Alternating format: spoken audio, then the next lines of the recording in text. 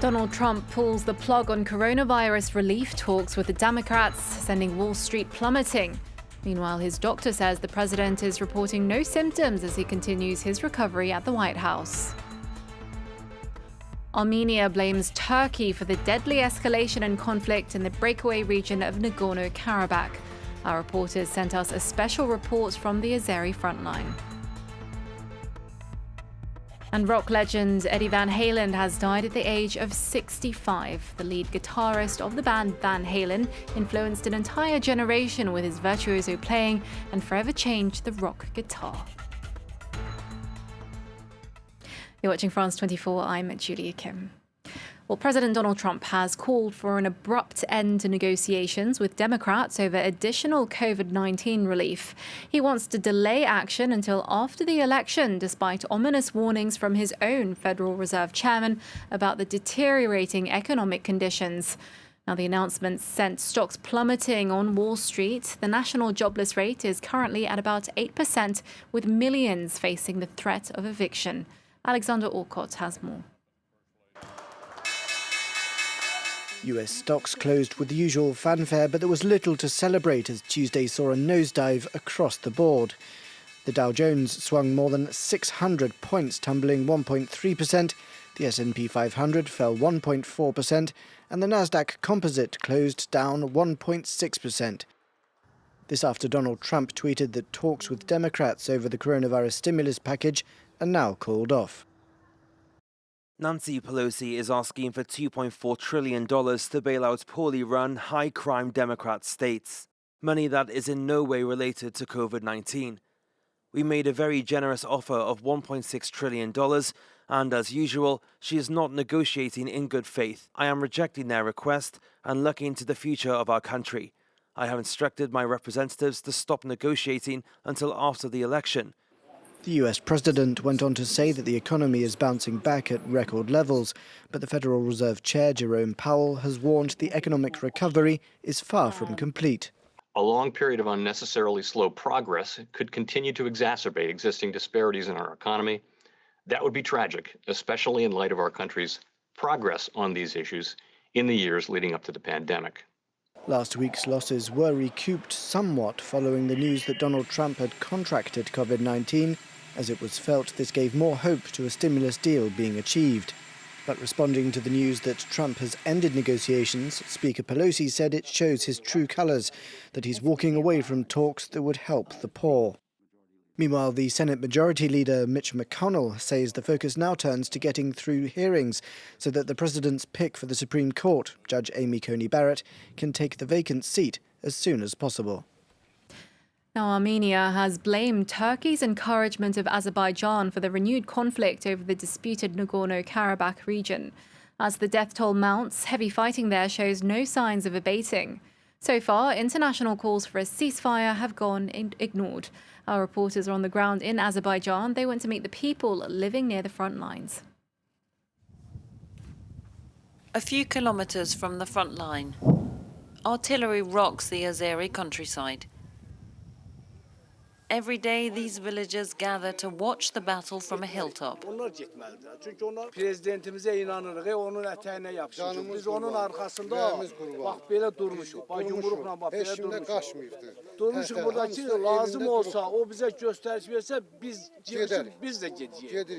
It's the same expression of national pride we hear everywhere in a country which prepares its children for war. One of the men invites us to his home, complete with a hastily built bomb shelter. Bu bizim sığanaqda, atıb eləyəndə giririk bura, özümüzü qoruyuruq. Ailə burada, uşaq burada, anam burada, bacım burada yerləşir. Sakitləşəndə çıxırıq gedirik evə. That loud detonation indicates Azerbaijan's armed forces are firing from nearby. But despite the danger, some are refusing to flee, including this woman who's 97 years old.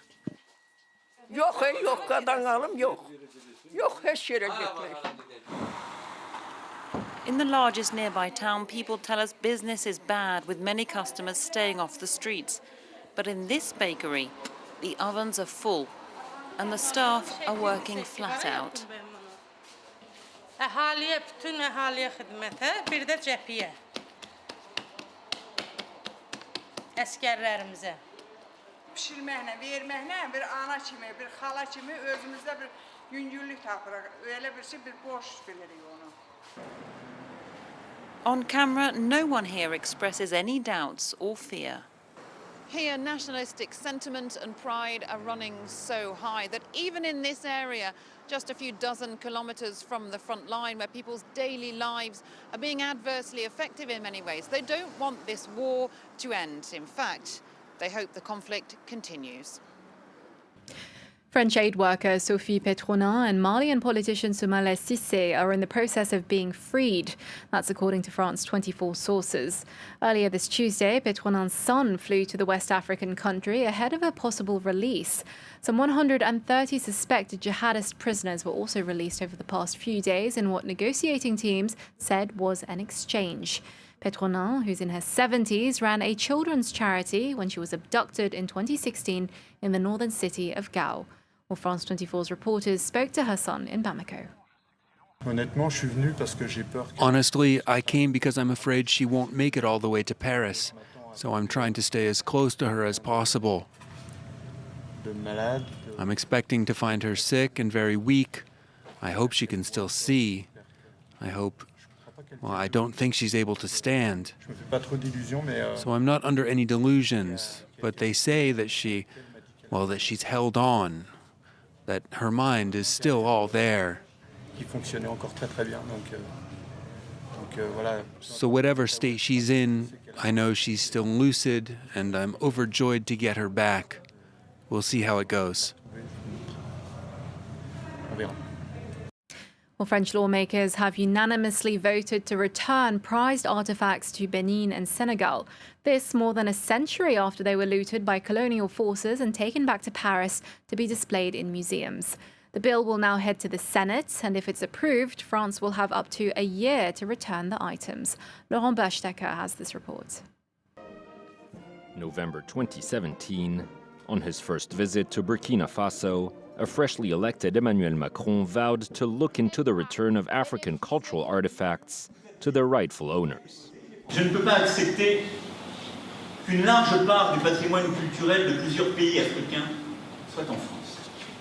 Il n'y a pas de justification valable, durable et inconditionnelle. A report commissioned by Macron in 2018 found that some 90,000 African artifacts were still displayed in French museums. These include statues which were looted during the 1892 pillaging of the Abomey Palace in what is today Benin, or this 19th century saber, once wielded by Sheikh El Hajj Umar Tal, who founded a vast empire in West Africa and fought back against colonial powers. The weapon was already loaned out to Senegal last year in a symbolic gesture that was hailed by President Macky Sall. En restituant, Monsieur le Premier ministre, le sabre de l'Hajj Umar Tal, mystique, intellectuel hors pair, saint homme et résistant, la France célèbre, en même temps que sa propre grandeur, l'honneur et la dignité d'un combattant. France's culture minister recently said that returning stolen artifacts could open a new chapter of cultural and diplomatic ties with Africa. And finally, one of rock music's greatest guitar players, Eddie Van Halen, has died of cancer. He was 65 years old. Tributes are pouring in from fans and fellow rock stars, Lenny Kravitz tweeting that heaven will be electric tonight. While Rage Against the Machine's Tom Morello said the way Van Halen reimagined the guitar was a testament to divine inspiration. Alexander Orcott takes a look back at his life. It was these legendary guitar riffs played with blinding speed, control and innovation that propelled Van Halen to superstardom. One of the best-selling artists of all time, the band was inducted into the Rock and Roll Hall of Fame in 2007. Eddie Van Halen was born in Amsterdam, the Netherlands, to a family of musicians that emigrated to California in 1962.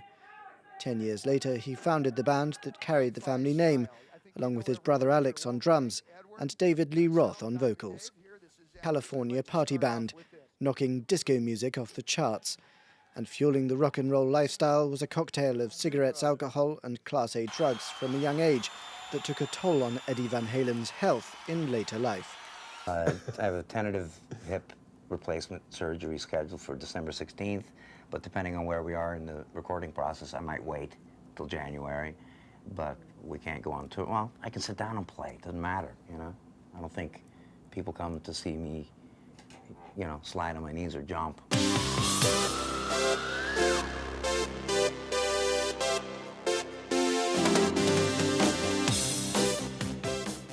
After undergoing hip surgery in 1999, he had part of his tongue removed in the year 2000 after being diagnosed with cancer, an illness that would come back in his final years.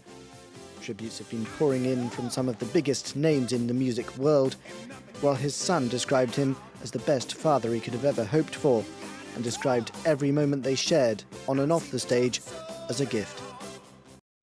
That's it from us. Stay with us here on France 24.